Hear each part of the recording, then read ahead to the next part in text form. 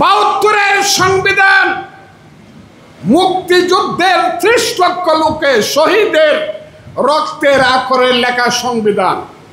এইটা সময়ের সাথে সাথে প্রয়োজনে পার্লামেন্টের মাধ্যমে পরিবর্তন করা যাবে আইনের মাধ্যমে, কিন্তু কেউ যদি ছুঁড়ে ফেলে দিতে চায় তার বিরুদ্ধে আরেকটা মুক্তিযুদ্ধ অবশ্যই হবে। আমি আপনাদেরকে বলবো, আজকের যারা এইখানে আজকে যারা উপস্থিত, আমি তাদের মাধ্যমে বলতে চাই, কি বলতে চাই আপনারা সবটাই বুঝেন। আমি বলতে চাই,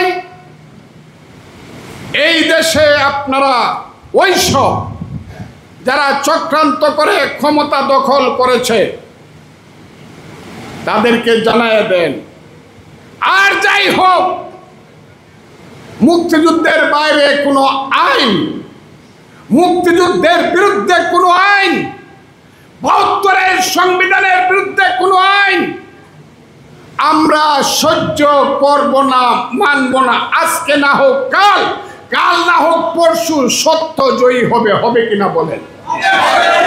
আমি মনে করি এই দেশে আল্লাহ রসুল যেমন সত্য, আমার ধর্মীয় ক্ষেত্রে, আমার রাজনীতির ক্ষেত্রে এই দেশে আমার মুক্তিযুদ্ধ সত্য, আমার মুক্তিযুদ্ধের নেতা বঙ্গবন্ধু সত্য, আমার মুক্তিযুদ্ধের নেতা মৌলানা ভাসানী সত্য, আমার মুক্তিযুদ্ধের নেতা তাজউদ্দিন সৈয়দ নজরুল্লাহ সত্য, আমার মুক্তিযুদ্ধের প্রধান সেনাপতি এমএজি উসমানী সত্য, আমার মুক্তিযুদ্ধের sector commander brigade commander major Zia, I do hereby declare the independence of Bangladesh, major Zia সত্য। এই যে আজকে আপনারা যেখানে বসে আছেন, ২ নম্বর সেক্টর যাকে বলা হয়, যেই সেক্টরের সেক্টর কমান্ডারের নাম ছিল মেজর খালেদ মুশাররফ, কথাটা সত্য না মিথ্যা বলেন? এবং সে যখন গুলি খাইল তখন তার পরিবর্তে আরেকজন আসলো, জানেন তো নামটা? তার নাম মেজর হায়দার, কথাটা ঠিক না বেঠিক আপনারা বলেন? সেই মেজর হায়দার ৩ নম্বর সেক্টরে মেজর শফিউল্লাহ, ৪ নম্বর সেক্টরে সিআর দত্ত, ৫ নম্বর সেক্টর মীর শওকত আলী, ৬ নম্বর সেক্টর MK বাশার, ৭ নম্বর সেক্টর কাজী নুরুজ্জামান, ৮ নম্বর সেক্টর MA মঞ্জুর, ৯ নম্বর সেক্টর MA জলিল, ১১ নম্বর সেক্টর কর্নেল তাহের। আমি ভুল বলছি না ঠিক বলছি বলে? বাংলাদেশে থাকবেন, এদেরকে শ্রদ্ধা করবেন না। বাংলাদেশে থাকবে রাজাকারের বাচ্চারা মাথাটা নিচু করে থাকবে, যতই বড় হোক। খুব ক্লিয়ার কথা এটা। মুক্তিযুদ্ধের সামনে বাগ দেওয়া যাবে না। কাজে আমি যে কারণে আজকে আমি কথাগুলো বললাম, আমাকে আপনারা ভুল বুঝেন না। আপনারা সব পরস্পরের সাথে মুক্তিযোদ্ধারা এক থাকেন, দলমত বুঝি না। আমি শুধু বুঝি মুক্তিযুদ্ধের পক্ষের আমরা দল, ঠিক কিনা কথাটা বলেন?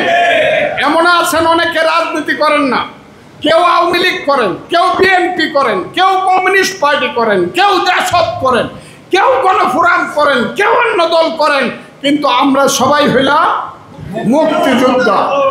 কাজে আপনারা মুক্তিযোদ্ধারা দয়া করে এক থাকবেন।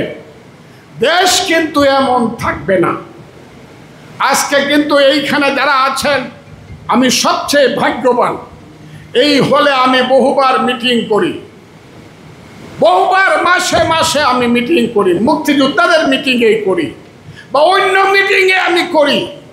কিন্তু ২০০০ লোক খাইলে 1 ঘন্টা পরে ১৫০০ চলে যায়, ৫০০ থাকে, ৩০০ থাকে। আর এইখানে আজকে এমন একটা ঘটনা আমি দেখলাম, অদ্ভুত একটা ঘটনা। সব এখানে মুরব্বী মানুষ, বেশিরভাগের বয়স ৭০ বছরের উপরে যারা মুক্তিযোদ্ধা, কিন্তু একজন মানুষ কিন্তু এখান থেকে উইঠে চলে যায় নাই। ডক্টর কামাল হোসেন সাহেবের মতো লোকের প্রধান অতিথির কথাটা আপনারা শুনে যাবেন। আমি আপনাদেরকে আহ্বান করতে চাই, আমি সবসময় একটা কথা বলি, এই বাংলা জোয়ার ভাটার বাংলা।